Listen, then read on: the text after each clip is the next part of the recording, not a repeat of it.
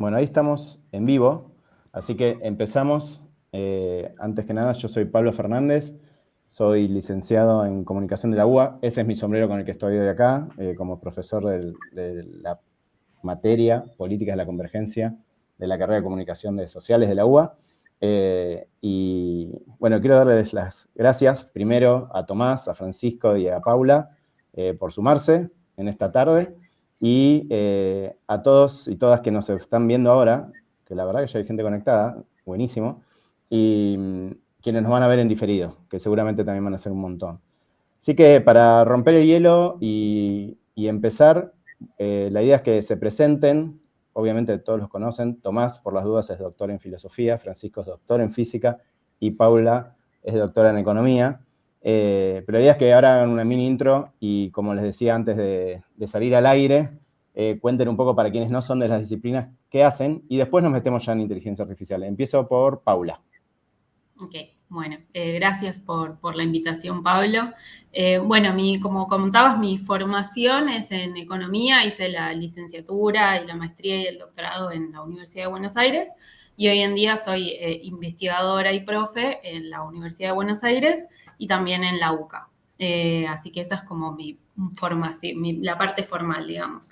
Y después, como para contarles un poquito qué es lo que hago, gran parte de lo que les voy a contar ahora son trabajos en conjunto con Daniel Aromí y Martín Yada, que son dos compañeros en la Universidad de Buenos Aires, y Daniel también trabaja en la UCA, donde a grandes rasgos nos interesa, si lo tengo que resumir bastante cortito, nos interesa tratar de medir o cuantificar esta idea sobre las expectativas económicas o sobre los estados subjetivos, entendiendo que nos importa, porque en economía es súper importante para las decisiones que tomamos hoy, qué es lo que pensamos que va a pasar, ¿no? O sea, esa dinámica a dos tiempos es recontra importante.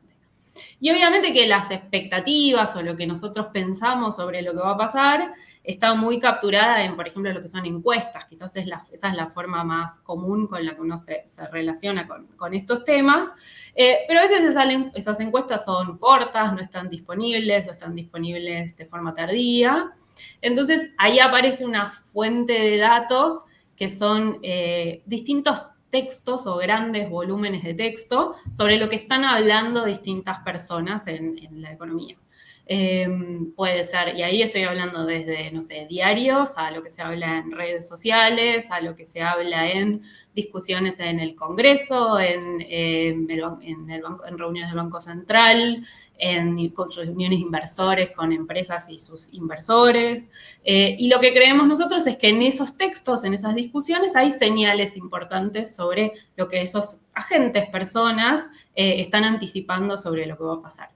Entonces entendemos que esa información es súper valiosa, pero que también viene de forma desordenada, con muchísimo volumen, y entonces hay una gran tarea que es, bueno, ¿cómo ordenamos eso para poder llevarlo a los típicos ejercicios cuantitativos, econométricos que hacemos en economía, donde tomamos los datos, no sé, cómo se podrán imaginar, del INDEC o del Banco Mundial, cómo llevar esos grandes volúmenes de texto a un lenguaje cuantitativo que se conecte con los datos con los que trabajamos nosotros.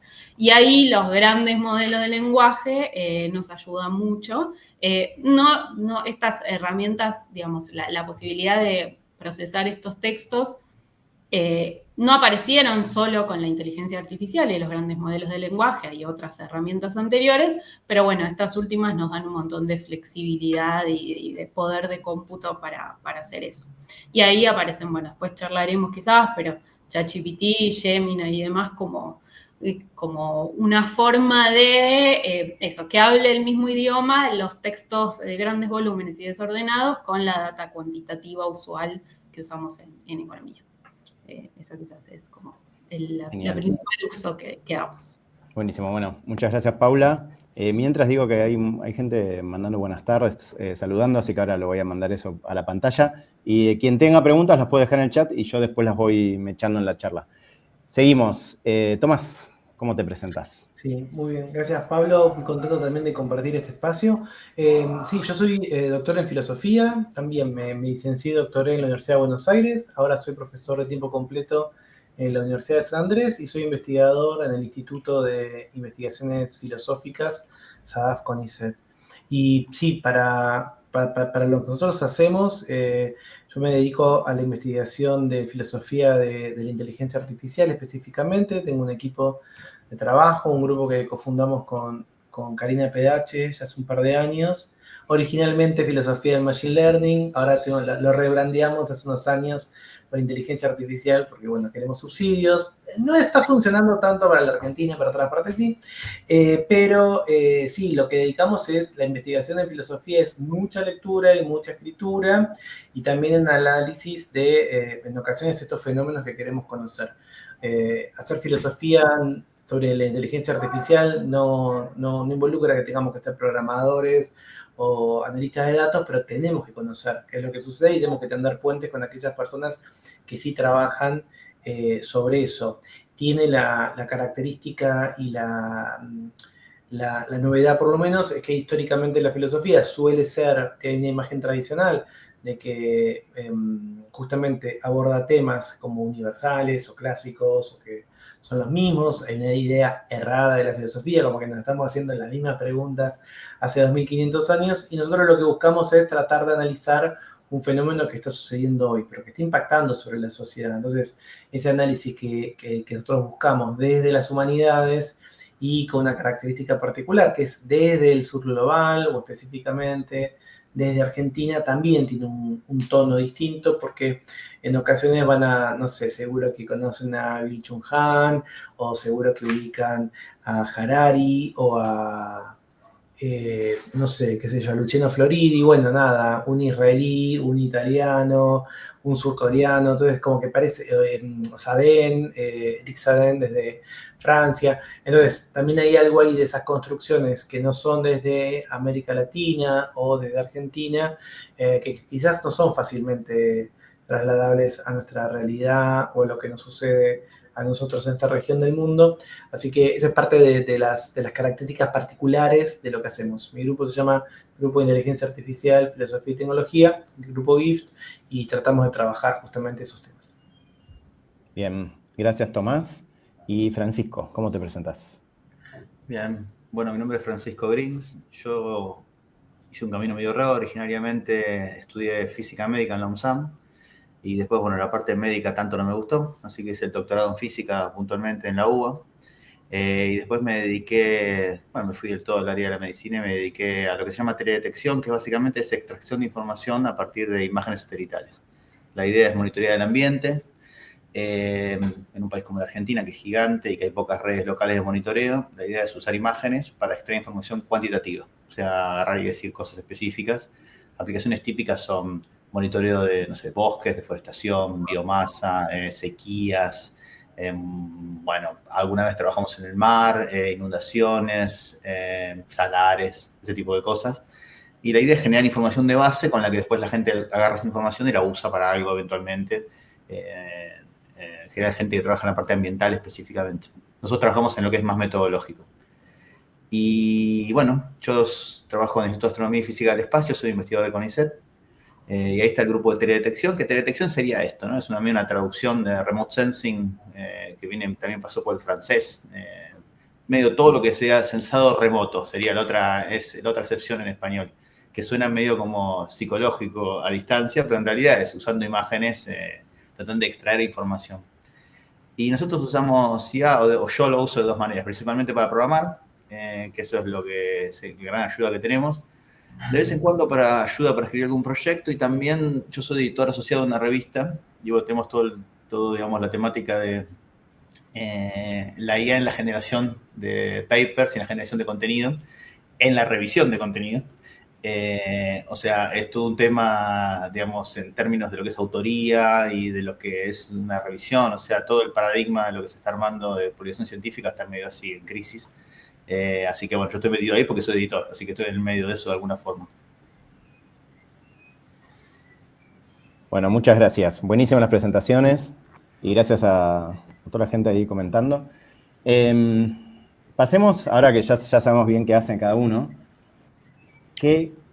algo adelantaron igual, pero ¿qué están investigando en la diaria, digamos, lo más específico que puedan, que se entienda, para los que no son de la disciplina? Algo adelantaron de esto y también, ¿qué herramientas están usando? Diría de las más masivas, sé que acá digo ChatGPT seguro pasa por la diaria de muchos, pero también, si usan ChatGPT, por ejemplo, ¿qué están usando particularmente? Y después otras herramientas, ahí vamos a empezar a abrir ventanas. Voy así random, no sé quién quiere empezar, si hay alguien que quiere empezar, si no, digo yo. Que es más rápido. Francisco, vamos rotando. Bueno, nosotros usamos, como te decía, digamos, nosotros no desarrollamos cosas en IA puntualmente, o sea, no desarrollamos agentes ni nada por el estilo, sino que usamos cosas de aprendizaje profundo, por ejemplo, para análisis de serie de tiempo. Hay modelos tradicionales de análisis de serie de tiempo y la idea es ver con modelos basados en deep learning cómo es que cuánto de mejores son y cuánto de interpretables son. Hay un tema que es interesante, que es el tema de, bueno, tenés un modelo que es mucho mejor, pero no se entiende nada. Entonces, si no se entiende qué está haciendo, es un problema, porque cuando no anda, tampoco se entiende por qué no anda. Entonces, es lo que nosotros llamamos indebuggable directamente. O sea, es una cosa que funciona y cuando no funciona no entendés nada. Eso es un problema, porque cuando vos tenés que investigar, va a fallar. O sea, eventualmente te va a ocurrir. Y después lo otro que se usa mucho es una cosa que lo tiene ChatGPT, que se llama Deep Research, que está buenísimo, que si vos empezás a trabajar recién en un tema muy, muy, muy de cero y no conoces nada de biografía, de nada de lo que ya se trabajó, mucha gente comete el error de querer reinventar la rueda y ya las cosas existen. Entonces te hacen unos muy lindos resúmenes, que lo que hace es que trabaja de una especie de bibliotecario y recorre realmente, es muy exhaustivo en lo que hace. No sabe evaluar bien la pertinencia, por llamarlo de alguna forma, de cada cosa, mezcla cosas que no corresponderían, las pone al mismo nivel, pero bueno, te sirve como para tener un paneo general y te genera cosas que tienen 40, 50 páginas, es unos resúmenes grandes, en los que uno puede introducirse, aunque sea cuáles son las referencias más básicas de un tema, actualizadas. Porque muchas veces lo que hay es reviews, pero no sé, tienen 5 años, y depende de la temática, capaz que no sirve para nada, eso ya. Y después para programar, que es la típica, se usa Copilot, que es una herramienta que está con... Perdón, ahí, Francisco, ahí te interrumpo porque hay una pregunta que tenía que ver puntualmente con lo que dijiste. Si podrías repetir el nombre de la herramienta que usás para estos resúmenes, digamos.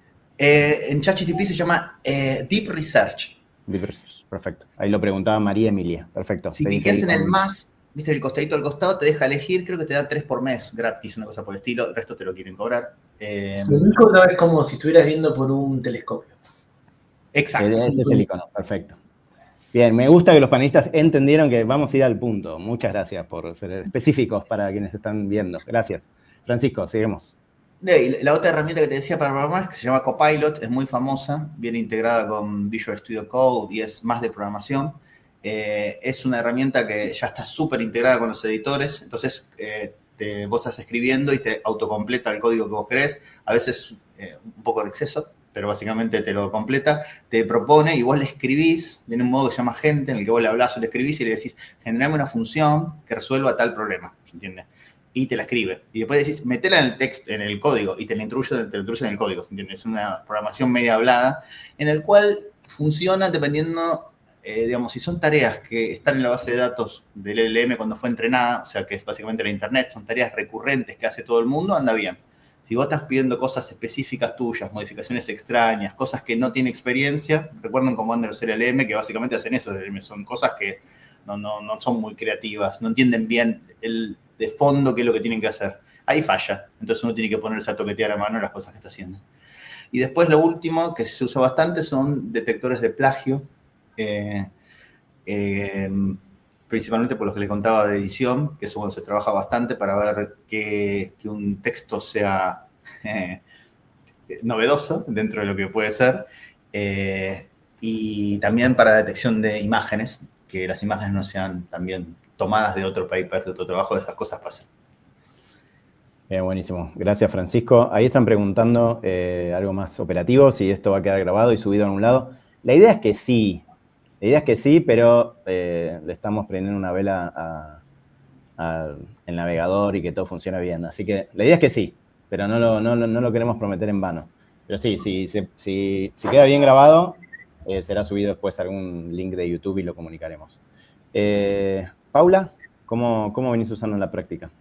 Mira, en la práctica creo que hay como dos grandes cosas que hago con la IA, por así decirlo. Una es más estas tareas, un poco como mencionaba Francisco, de asistente, por así decirlo, para programar lo uso muchísimo. En nuestro caso, por ejemplo, nosotros estamos trabajando en texto que es bastante voluminoso, que son un montón de conversaciones que tienen las empresas, particularmente esto es en Estados Unidos, las empresas que cotizan en la bolsa, usualmente después de que presentan sus resultados, tienen una reunión donde comentan esos resultados y hay una charla sobre lo que pasó, lo que va a pasar y demás. Y tenemos transcripciones de un montonazo de esas reuniones, o sea que es un texto bastante voluminoso, que lo trabajamos en conjunto en la nube desde Google Drive, el viejo y querido Google Drive.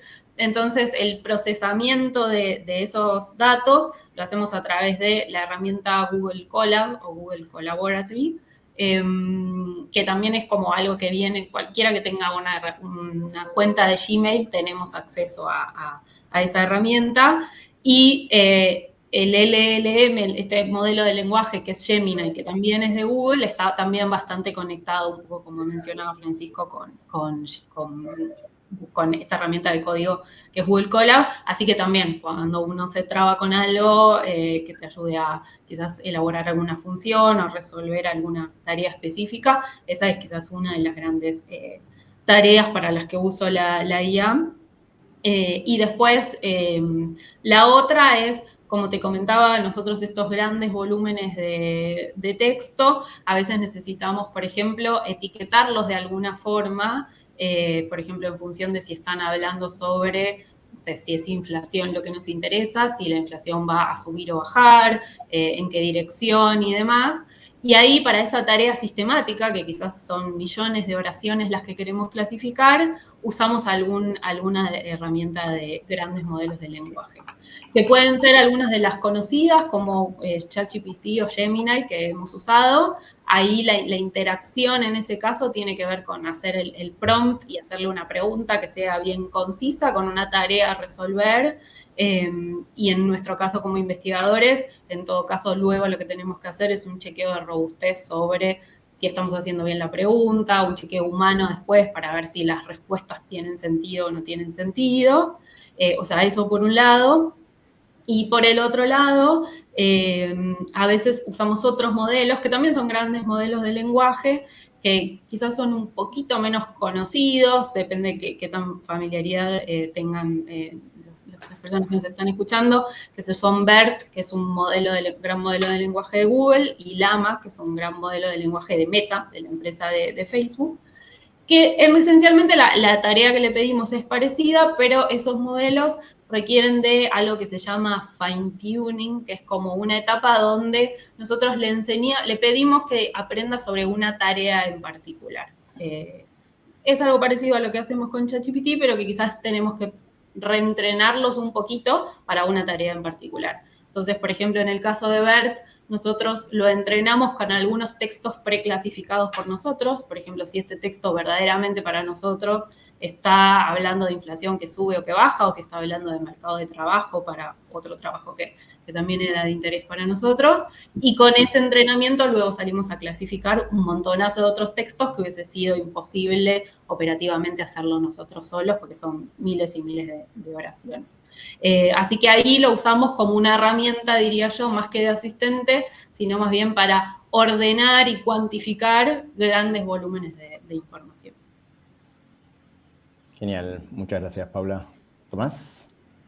Sí, un uso quizás un poquito diferente al de los chicos. En filosofía, la producción de artículos está regido por un montón de reglas, y esas reglas tienen algunos espacios en donde se puede automatizar sin sacrificar ni creatividad ni el toque humano. En mi caso personal, yo uso mucho ChatGPT y lo pago. Y después en mi grupo, además de ChatGPT, algunos de los chicos usan Gemini o Gemini, como decía Paula, otros trabajan con Copilot, como dice Francisco, pero para texto. Sí, todos usamos Notebook LM, que es una plataforma de Google gratuita, que tiene la característica que para nosotros es muy beneficiosa, de que vos le das el material sobre el cual tiene que investigar. O sea, la problemática más grave que tenemos nosotros, que me pasa en el aula y que también, como menciona Francisco, pasa mucho en las revistas científicas hoy, es la creación de textos por estas herramientas que hacen, por un lado, que se generen muchos textos que al enviar a una revista científica llevan mucho trabajo porque hay que enviar a dos referí, los referí tienen que hacer sus propios dictámenes, esos dictámenes tienen que, bueno, quizás en un ratito hablamos un poco más sobre eso. Entonces, para nosotros la problemática es que muchas veces esos errores que cometen estos LLMs, que poéticamente alguien le puso alucinación, que nadie quiere reconocer que se equivocan, parece que alucinar es algo más cool que decir que se equivocan, no, se equivocan, señores y señores, es una herramienta. Lo que pasa es que Notebook LM te permite conocer solamente los materiales de los contenidos que vos vas a tener. Entonces vos elegís, qué sé yo, 4 o 5 textos que te parecen relevantes para tu investigación y le puedes decir, bueno, decime estas 300 páginas dónde aparece este concepto o resumime las 10 ideas principales. Entonces, eso te permite lo que antes en ocasiones hacían asistentes de investigación, que era acercarle al investigador principal, bueno, este libro te va a interesar, este no, fíjate tal capítulo, fíjate tal otro. Entonces, eso, Notebook LM es muy bueno. ¿Y para qué usamos ChatGPT o Gemini o Copilot? Principalmente para dos tareas bastante engorrosas, pero que ahora nos sirven bastante. Una es la traducción. Hay muchas revistas que son en inglés y hay que escribir en inglés, o incluso a veces hay que hacer el resumen en inglés, el abstract en inglés y elegir las palabras. Entonces, en ese sentido, antes parte de los subsidios para los más chicos en alguna época en investigación en humanidades había subsidios, ahora ni en Argentina ni en el resto del mundo hay. Pero bueno, antes usábamos una parte grande de nuestros subsidios en pagarle a traductores y a correctores. Era una parte importante de los montos que teníamos, te cobraban por palabra. Ahora, en todo mi equipo sabemos escribir inglés, pero obviamente hay algo ahí de cómo arrancamos a traducir que es engorroso. Entonces, lo que hacemos es, le pedimos a Notebook, a algunos de estos LLMs gratuitos que lo traduzcan. En este año tuvimos que mandar a un libro para Inglaterra que era bastante importante y nos pasaron el dato que DeepL es el mejor traductor, pero tiene un sistema freemium, o sea que había que pagar al toque y nos metimos en el mes de prueba, esto es hacer ciencia en la Argentina, que tenían 20 artículos que podías hacer, entonces usamos para los 3 o 4 que necesitábamos. Nos quedó una muy linda traducción, de hecho volvió de la editorial de Inglaterra casi sin comentarios, muy muy bueno. O sea, realmente alguien nativo lo leyó y no encontró errores. Y como dejaban 20 y habíamos usado 13, mandamos un correo a todos los amigos y le dijimos, tenemos este traductor gratis hasta tal día, había puesto en la tarjeta, tráigamelo. Bueno, entonces por un lado traducir, y lo otro, que también es parte engorrosa o automatizable si quieren, de la práctica de la escritura académica, son las citas, ¿no? En general, para quienes se han escrito, en general las publicaciones te piden citame en determinadas normas. APA, Chicago Style, son formas de citar. Y la verdad es que uniendo Google Scholar, como dijo Paula, este espacio donde puedo encontrar la cita correcta de lo que estoy buscando y pidiéndole luego a ChatGPT que me lo ponga en Chicago Style o en APA, ha resultado algo que nos ha entregado horas de vida, o sea, literal, horas que le dedicabas a ese trabajo, que era un trabajo necesario, pero muy engorroso, lo pueden generar muy bien. Y no es lo que yo uso porque no tuve buenas experiencias, pero varios de mis colegas usan Perplexity, que es una suerte del LM más orientado a lo académico, un poco para hacer un doble clic en lo que decía Francisco de pedir un deep research. Esa función que él mencionaba también está en Gemini, lo pueden encontrar, siempre que pongan el más en las herramientas, es esto, ¿no? Y a veces se lleva 1 o 2 horas hacer ese ese resumen del estado de la cuestión o de lo que vos quieras que investigues. Yo tuve malas experiencias con ambos para la academia, es decir, para poder entender cuáles son esos textos que son relevantes para un ámbito.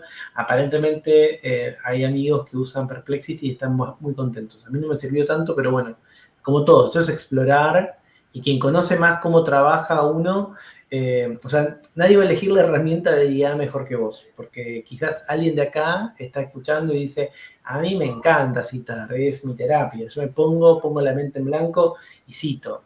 Además de ir al psiquiatra, te recomiendo que sigas haciéndolo sin ningún inconveniente.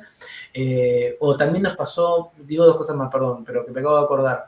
Una, hacer los abstracts. En general, en filosofía, primero pensás el abstract y después pensás el artículo. Nunca pasa al revés por el tipo de estructura que hay, pero en ocasiones hemos pedido que nos haga el abstract para que sea más atractivo, para que lo podamos tener.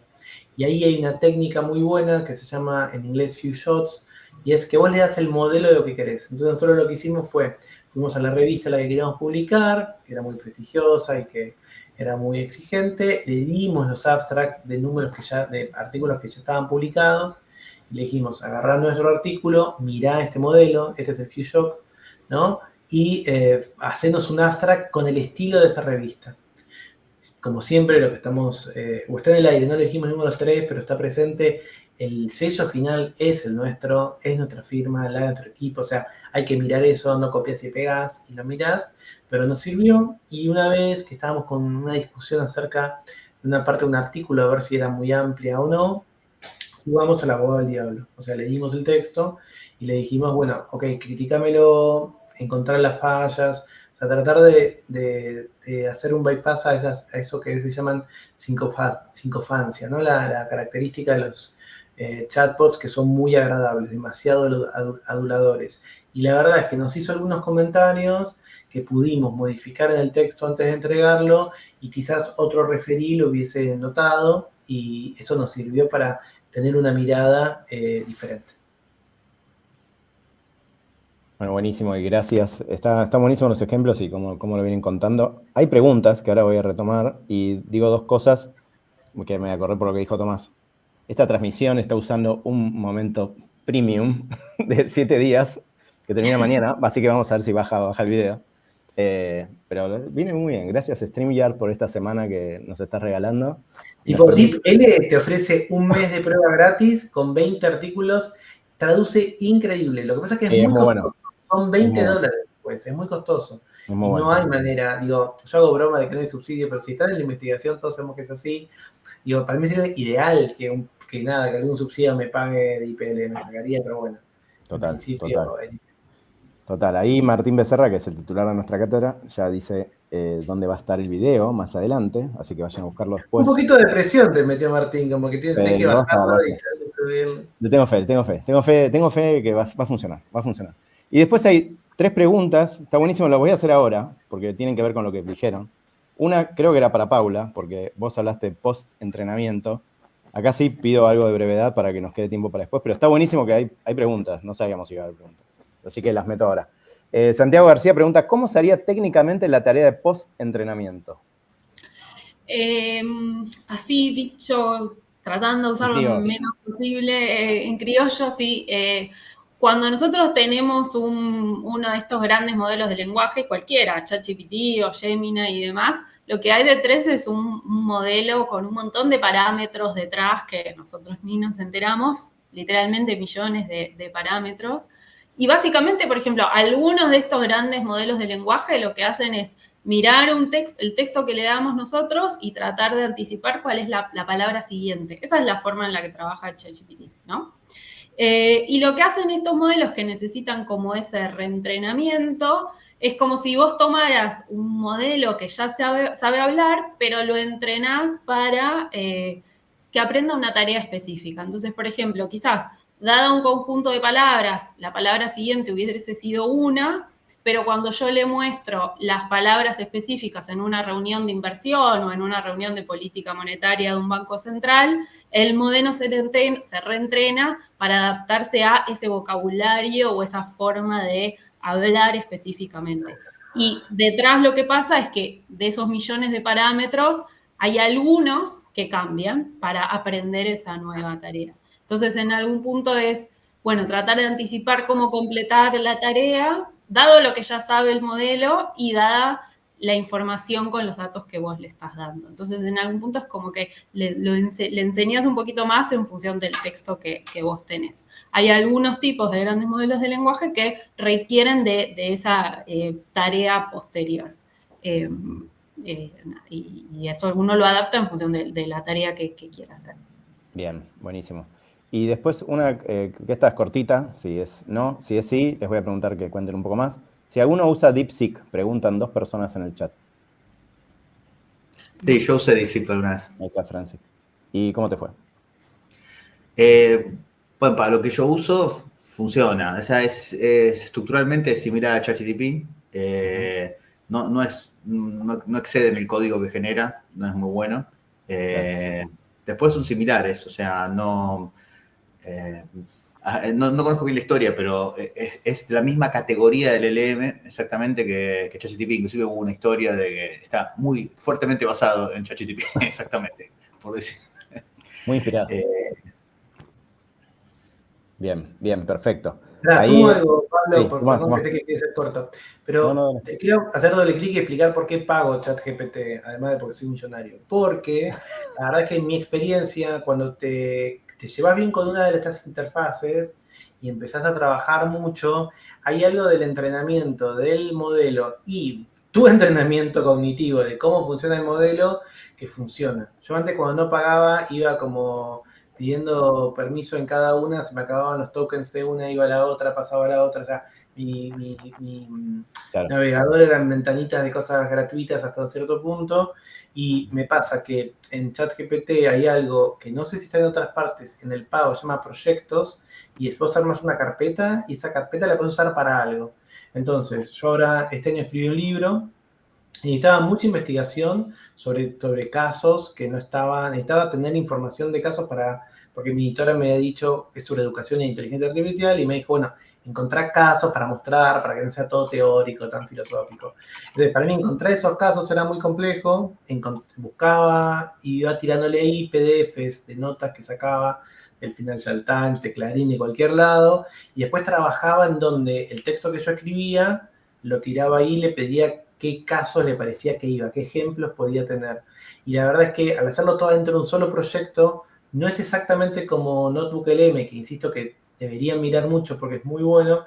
Acá hay margen de error, pero está todo dentro del mismo universo de los PDFs que le mandaste ahí adentro, de los archivos que le enviaste ahí adentro. Así que nada, lo dejo también como que en ocasiones, si encontrás uno que realmente te sirve, y la ecuación económica te conviene, y tiene un chivito, o que no es chivito, pero si tiene una aplicación de comida que empieza con la letra R y pagan el premium, que son 6.000 pesos me parece, tenés gratis 6 meses, si nunca sacaste una cuenta de ChatGPT con ese mail, tenés gratis 6 meses de ChatGPT Premium. Casi todos mis amigos lo tienen así, con esa app de comida.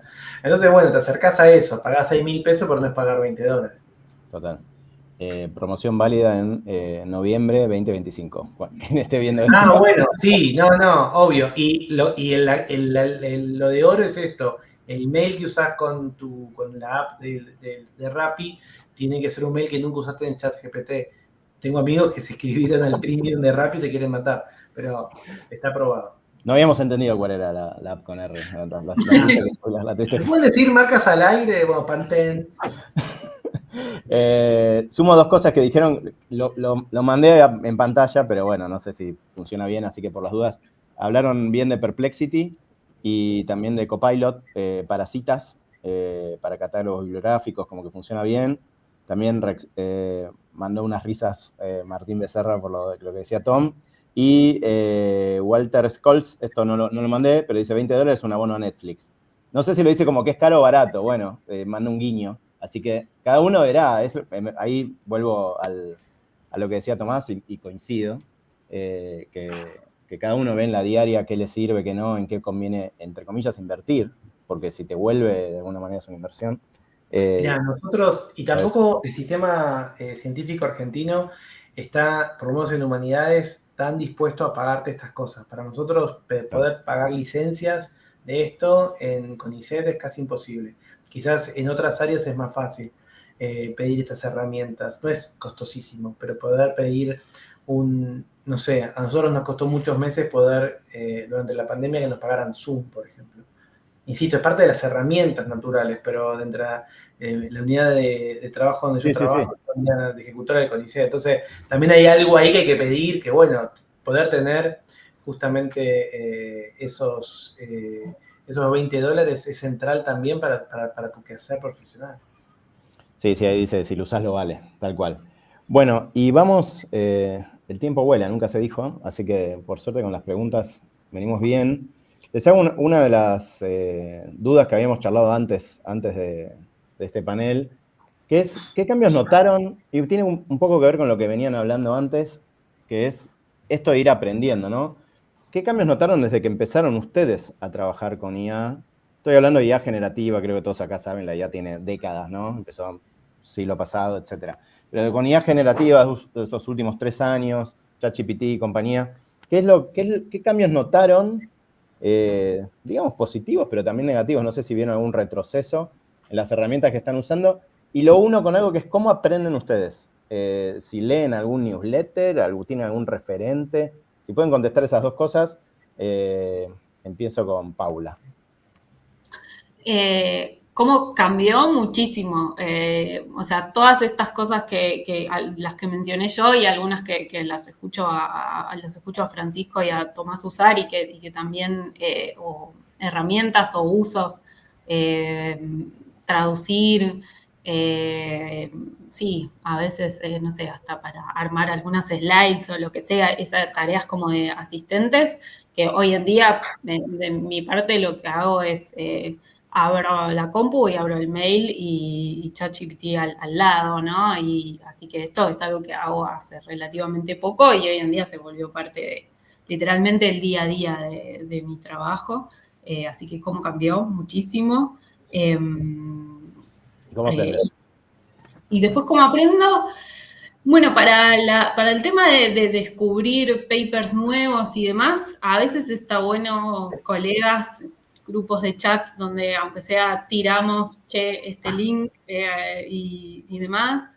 A veces están buenos algunos, depende de lo que uno hace, a veces estar atento como a esto, a algunos lugares donde sepas que hay charlas donde están relacionadas a tu tema y estar atento y de ahí uno saca ideas y cosas. Y sí, más que nada eso creo. Tratar de estar atenta a colegas y lugares de interés. Bien, buenísimo. Tomás, ¿cómo viste la evolución y cómo aprendes? Y ahí aprovecho y traigo un contraste. Para mí la evolución es muy mala. O sea, yo ahora paso mucho tiempo de mi día leyendo cosas que no hicieron los humanos y que me traen tiempo y trabajo humano. Claro. Mis alumnos, no sé, tomo un examen y les digo, bueno, si tienen alguna objeción o quieren mirar la nota, me pueden mandar un correo electrónico. Y tuve como 20 mensajes que yo me juego un brazo a que fueron hechos por ChatGPT, posiblemente bien intencionado, diciendo, che, mira, me saqué un 7 este en mi examen, por favor, ¿cómo le dirías a un profesor si te puede sacar un 8? Entonces me pasé 2 mañanas respondiéndole a robots, ¿entendés? Por la forma que hablaban, por cómo lo tenían. Entonces, eso me parece un mal uso, me predispone mal, no lo puedo justificar, pero estoy seguro que quizás con otro tipo de abordaje me hubiera parecido distinto esos pedidos. Me pasa lo mismo en los foros. En los foros veo que las preguntas que hay en los foros del campus son preguntas que son muy mecánicas, entonces, y yo no lo uso para responder en el foro. Entonces, en ese sentido lo veo como algo, insisto, que me trae más trabajo y un trabajo ingrato. Y cada vez más, ahora estamos en una plataforma distinta, pero si esto fuese Zoom, cada vez más aparecen las bots que toman nota, que son enloquecedores. Yo tengo un grupo de 18 alumnos en un curso, me metí un día y eran 30. Y dije, y les aseguro que mis clases no son tan buenas como para que 15 personas nuevas quieran meterse, eran todos bots que tomaban nota. Entonces, yo creo que va a llegar un momento, no muy lejos en el año, bueno, ahora termina el año, que empieza el año que viene, que voy a cortar la clase y voy a ver que le hablé a bots que toman nota. Entonces, eso me pone de pésimo humor, y me parece que hay que controlarlo. Dicho esta maldad, o esta genuina cosa que me pasa, de que, bueno, fíjense, si le van a hablar a un humano, con esas, encuentren una manera de no hacerlo, realmente nos están perjudicando a los que damos clases. Y después con cómo aprendo esto, para mí espacios como este, yo miro un montón. Si veo a alguien que me dice, che, yo así lo uso, o esto me funciona, o esto que decíamos recién, sacate tal app, ahí alguien contó, si tienes una cuenta universitaria, tenés un año gratis en Gemini. Nada, esos trucos para mí son mejores que los avisos que hay, 30 prompts que van a cambiar tu vida. Bueno, me parece mucho mejor espacios como este. Buenísimo, gracias Tomás. Sí, aprovecho, paso el aviso porque va a quedar atrás Guillermo Mastrini, que sabe muchísimo. Para quien no lo conoce, sabe muchísimo de comunicación. Está diciendo, Gemini, como quieran decirle, está dando pro un año gratis entrando con cuentas universitarias. Es para estudiantes, pero no controlan si sos profesor. Así que un profesor es un estudiante de toda la vida, perdón, yo me siento estudiante de toda la vida. Que venga que me lo diga una IA, que me lo niegue. Tal cual. Bueno, y un gusto tener el público que tenemos. Así que, Francisco, también, ¿qué cambios viste en este último tiempo y cómo estás aprendiendo vos? Bueno, lo positivo, digamos, cómo aprendo, lo que yo más hago es código y lo que aprendo es más que nada con la herramienta misma. O sea, lo que hago es le pido un código en particular, lo valido, lo testeo y después trato de hacerlo un poco más general, voy chusmeando hasta dónde llegas, ¿entiendes? Estoy pidiendo, bueno, fíjate, ahora quiero que hagas así, pero que en vez de ser algo particular, que sea algo más abstracto, que venga a un nivel más arriba, que importe las cosas bien, y bueno, a la segunda o tercera iteración colapsa. O sea, no es una herramienta que está todavía diseñada para eso, por eso más bien repite, pero esa es la manera de aprender, interactuando con la propia herramienta, para ver hasta dónde llega, qué es lo que uno se le puede pedir. En particular, la típica que hace esa es bastante común en ChatGPT, inventa referencias, no sé si te habrá pasado alguna, pero pone un par y después al final pone algunas, pero se inventa muy bien, te pone autores bien, todo que puede ocurrir, si lo buscas físicamente no existe. Pero a él le pareció que sonaba cool y la mandó. Y así, sumando lo que decía Tomás, que a mí no me pasó todavía, pero a colegas que sí les ocurrió, que hay una tendencia en autores que mandan trabajos que están casi todos producidos con AI, inclusive las figuras, o sea, trabajos científicos. A mí no me pasó, pero hay gente que le pasó. Y los mandan a revisar, y las revisiones también son con AI. Son robots, unos generando y otros revisando lo que ya generó el otro. Es el colapso del sistema de revisión por pares, porque... Y nadie mira nada. Si uno mira con un poquito de detalle, como decía Tomás, o sea, vos te mirás y te das cuenta que no está escrito por una persona. Tiene una cadencia particular, la manera que uno, qué sé yo, bueno, en particular lo que son trabajos científicos de las ciencias más duras, no sociales, tienen un formato medio espantoso, o sea, medio así muy duro de escritura, no hay lugares para floritudes, nada por el estilo. Y es muy... El texto generado por AI es fácilmente identificable, pero de cualquier forma hay herramientas de AI entrenadas para detectar texto por AI. Es una carrera armamentística que se usan inicialmente, entonces hay nuevas herramientas de AI que generan texto que parece que no está generado por AI y así van zigzagueando. Pero estar metido en el medio de eso no tiene nada, no es interesante para nada, digamos, no sentí una mejora a ese nivel y no creo que mejore tampoco porque en la generación de texto es lo principal que hace estos modelos. O sea, para mí van a mejorar por ese lado. Así que nada, esos serían mis 2 centavos. Buenísimo. Hago una pregunta, Francisco, que supongo que va a surgir porque hay muchos profesores y profesoras en la sala. ¿Alguna herramienta que recomiendes para lo de plagio? Dijiste que al principio que en parte también te dedicabas a encontrar plagios. Sé que no es perfecto desde ya, pero ¿alguna que recomiendes que lo haga más o menos bien? La que nosotros usamos es propietaria de la revista, que la tunearon específicamente para la temática. Yo no sé si hay genéricas así. Hay un área que se llama estilometría, que es muy interesante. Yo trabajé de costado, que es la detección del estilo de una persona que se hacía históricamente a partir de la frecuencia de palabras y el largo de las oraciones y el uso de ciertos verbos, de ciertos sustantivos y adjetivos específicos que no son característicos. Y eso llegó a la estilometría deep, digamos, basada en deep learning, en el que hay un montón de gente trabajando en eso. Entonces, la idea es detectar el estilo que tiene una persona y ver si esa persona pudo haber escrito eso. ¿Se entiende un poco la idea? Sí, y sí, es muy difícil simular el estilo. en particular. Pero yo no conozco herramientas open source que hagan eso, ni abiertas en particular. Bien. Yo hago un comentario. En mi experiencia no es bueno tratar de utilizar. Irina Sternik, una gran periodista, pasó por estas herramientas, una de las populares, si había IA o no, la Constitución Argentina, y le dio 80% de presencia de la IA. Entonces, hay algo, ahí me lo explicó alguien técnico y ahora no lo puedo reproducir porque no soy técnico, pero hay algo de la estructura, de la arquitectura Transformer que impide que sea fácil que lo puedan tener. En algunos de los espacios donde yo trabajo se pagan herramientas para hacerlo, pero avanzan y lo pueden ver en ámbitos académicos de Estados Unidos, juicios por gente que fue rebotado por haberlo hecho con IA, y esa persona te asegura que no y te lleva a juicio. Entonces, lamentablemente, creo que no es posible. No, digo, lo que contó Francisco, de vuelta es muy específico, es el uso de las mismas imágenes, es otra cosa. Pero si está fuera de ámbitos muy específicos, te digo que no, me parece que hay algo ahí por principio que no se puede.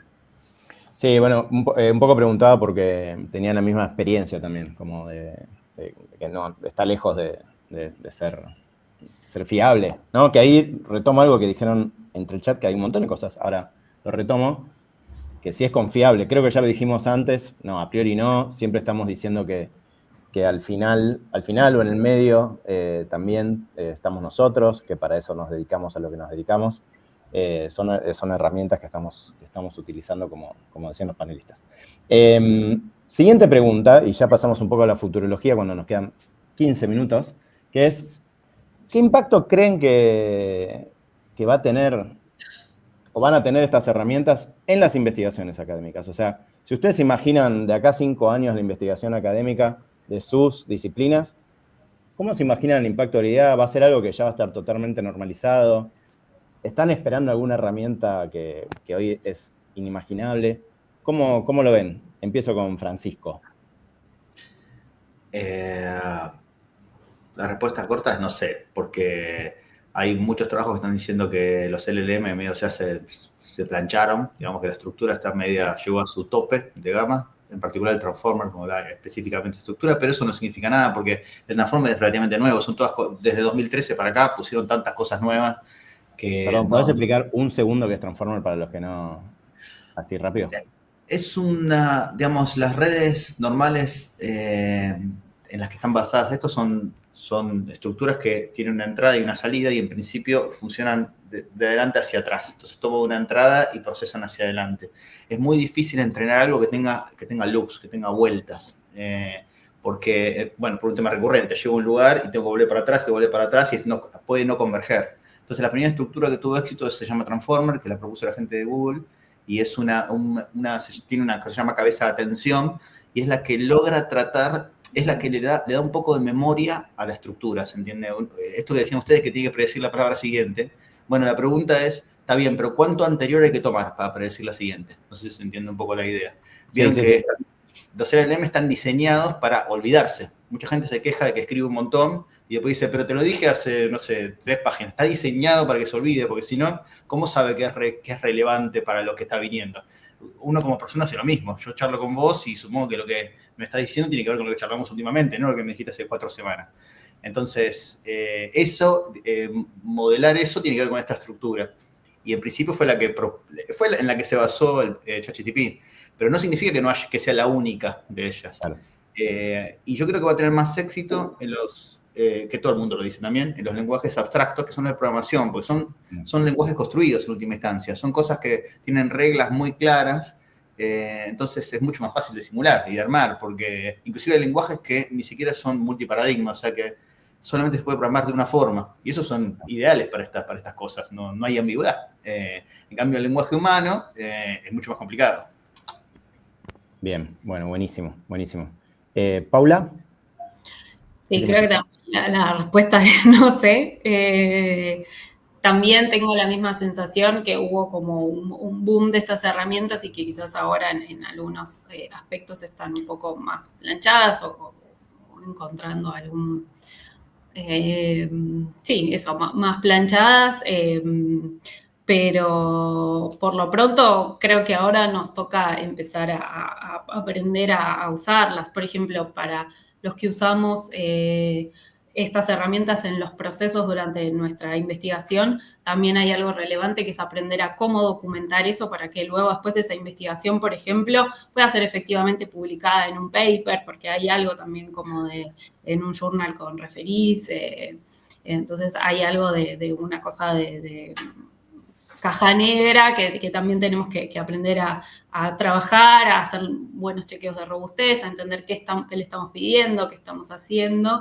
Así que por lo pronto creo que nos toca como investigadores mucha tarea desde ese lado. Y tiene mucho que ver con esto que mencionaban también Tomás y Francisco, de iterar en la tarea que le estamos pidiendo y aprender sobre eso y no tomarlo, definitivamente no tomarlo como algo cerrado, lo que nos devuelven los modelos.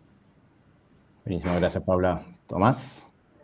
Nada, breve. En el caso de las humanidades o de mi espacio particular, que es la filosofía, mi diagnóstico es un poco también tremebundo, perdón, porque yo estoy viendo como un achatamiento. Me parece que hay una especie de nueva lengua franca que vendría a ser la lengua de los LLMs, que pasa en las aulas, pasa en los ensayos y poco a poco pasa en las revistas. Para mí un síntoma de época es que algunos alumnos me responden con bullets, con puntos, ¿no? Y no hay nada en la educación argentina que yo conozca que haya enseñado a responder con puntos. Es como algo muy de otro espacio. ¿Es bueno o es malo? No sé, pero si vos me entregás ya respuestas hechas con puntos, con bullets, dice cómo se llaman en español esto. ¿Qué se llama? ¿Apuntado? ¿Cómo se llama eso? Sí, bueno, bullets, puntito negro. Puntito negro, bueno, yo ya recibo eso y me doy cuenta que hay un aplanamiento generalizado de escritura, insisto, y me parece que incluso hay buenos trabajos, hay un libro muy bueno que se llama Algospeak, que es cómo las redes sociales están cambiando, está en inglés todavía, en la forma en la que hablamos, y la parte de la educación y de la divulgación científica es súper interesante. Capaz alguna vez viene esa investigación. Palabras específicas de algunos países africanos que fueron los que entrenaron a ChatGPT, el inglés de esos países aparecen muy multiplicadas. Una palabra en inglés que es delve, que es como desarrollarse. No se usa en Inglaterra, no se usa en Australia, no se usa en Estados Unidos, y ahora vas a Medipap, que es la mayor repertorio de trabajos científicos de medicina, o sea, no como en la filosofía que hablamos de otra cosa, de la medicina. Y si buscas la palabra de él, nunca se usó, y hace 3 años que se recontra usa.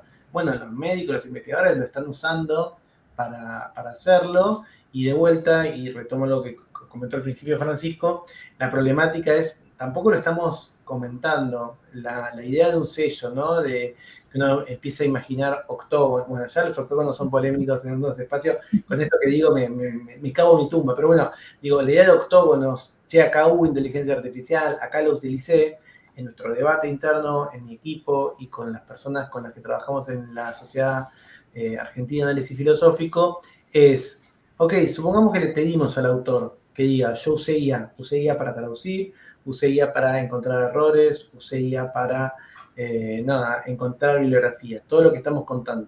Yo soy un referí de la revista, recibo un texto, y de golpe me aparecen los octógonos. ¿Voy a juzgar el texto de igual manera que si no supiese eso? ¿O hay también una especie de estigmatización? Mi posición personal, no la comparte mi equipo o varios de mi equipo, estuvimos discutiendo un montón sobre eso. Mi equipo dice, no, hay que ser sincero, hay que contar, hay que ser transparente. Lo usaste. Por eso cuando publicás en alguna de las revistas de filosofía, tildás si usaste o no IA. Mi miedo es que yo tildo y el referí cuesta un montón publicar. El referí va a decir, no, lo va a tomar mal. Creo que esa conversación también es una conversación compleja. Sí, algo de eso iba a decir, creo que Paula lo dijo en algún momento, que uno tiene como también anotar a medida que lo hace por si tiene que explicar cómo hizo lo que hizo, ¿no? Así que está bueno lo que traen. 2 preguntas más, pero cortitas. Una es, algo dijeron, pero ¿qué les gustaría que haga la IA y no hace? Más ciencia ficción, digo. ¿En qué les vendría bien una mano y hoy no existe? ¿Quién se anima? O quizás intentaron. Yo me quise fijar si hacía esto y no lo hace, pero espero que lo haga. No. Yo con que me diga no sé cuando no sabe, yo estoy contenta. Es bueno, que no te diga, qué buena idea. Y te Que diga, me diga que esto tiene una probabilidad muy baja, no sé, algún indicio, yo ya con eso estaría contentísima. Muy bueno, muy bueno. Francisco, ¿algo que te gustaría que hiciera? Quizás estaría bueno que en ese mismo aspecto de lo que decía Paula, que marque bien los límites del conocimiento. Es muy optimista en general, te dice tal problema está resuelto, tal y tal lo miraron en tal lado, qué sé yo, fíjate. Después lo mirás y no hay nada de todo eso. O sea, es muy optimista. Uno cuando escribe un artículo, uno lo vende de manera optimista, por supuesto, como que uno está acercando una solución, porque si no, ¿para qué publica?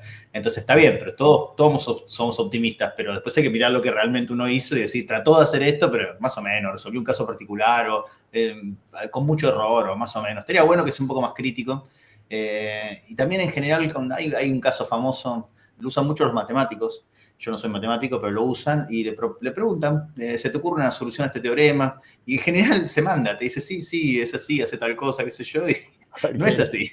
Entonces, está bueno que digan, no, mira, es un problema que tiene 350 años y las grandes mentes no pueden resolver y no es un problema por un LLM, ¿se entiende? No está diseñado para eso. Inclusive cuando uno ve cómo suma, o sea, no sabe ni sumar, no sabe cuánto es 2 más 2, No. Lo sabe por referencia, de mirar ahí adentro. Entonces tiene que un poco reconocer sus límites. No es que estamos hablando con una cosa como, no sé, AlphaGo o AlphaGo 0 que le gana a todos los jugadores de Go del mundo y es una cosa superhumana. Esto es una cosa que si yo lo miro y me doy cuenta que fue escrito por un LM, no es superhumano. Sería por ahí. Bien, buenísimo. ¿Y Tomás? No, me sumo a lo de Pau, me encantó. Que me digan, no sé, con eso es suficiente. Para mí algo ahí, perdón, acá me pongo más hincha pelota, más de lo que estuve hasta hoy.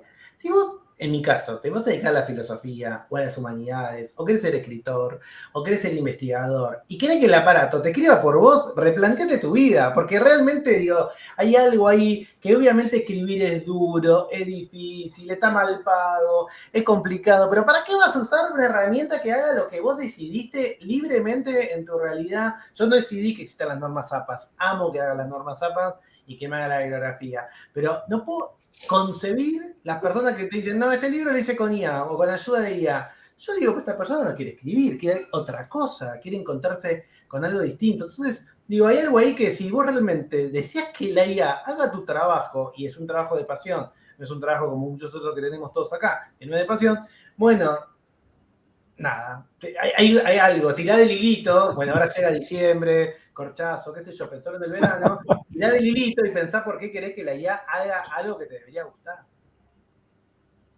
O veamos, buen cierre te diría. Con esto creo que estamos. No sé si Paula, Tomás, Francisco, ¿quieren agregar algo que les gustaría que quede de IA e investigación académica que no hayan dicho? Tienen unos segundos. Siguiendo lo de Tomás, que me parece que está bien, cuando escriban los trabajos, todos escriban los de ustedes. Es mucho mejor un paper mal escrito en inglés nativo por alguien latino que tiene esas cosas de latino que escribimos. Es mucho más creíble, es mucho más lindo para leer y revisar. Uno se conecta con esa persona y dice, mirá, bueno, no le salió otra palabra, por eso repite, no sé, therefore 500 veces, pero no tiene ningún sinónimo. Pero eso es mucho más lindo y más, uno se conecta más que con digamos, con lo otro que es que tiene un olor a falso. Y lo mismo con los resultados que son demasiado buenos. Cuando uno mira un paper científico y está todo demasiado bien, no está bien, nadie le pasa eso. Todo tiene error, todo tiene ruido, porque es una actividad humana esta. Entonces tiene que seguir siendo una actividad humana con los errores humanos. Por eso nos equivocamos como ciencia, se equivocan todos, no hay ningún problema. Esto otro es una especie de mano de pintura que se supone que queda mejor y no queda mejor, para mí. Yo me quedo con eso. Buenísimo, gracias Francisco. Tomás, Paula, ¿algo que quieran agregar que no hayamos charlado? Perfecto. Bueno, genial. Estuvo súper interesante, yo leo todos los santos días sobre esto y aprendí un montón de cosas, así que espero ojalá haya sido así también para quienes estuvieron. Hubo un montón de gente que sabe un montón también en la audiencia, así que gracias por estar y vamos y crucemos los dedos que esta cuenta premium por 7 días nos deje bajar el video y así también llega mucha más gente después. Así que bueno, gracias Tomás, gracias Francisco, gracias Paula, gracias a todos en la audiencia y bueno, nos vemos en alguna otra oportunidad. Gracias, adiós. Chau. Chau.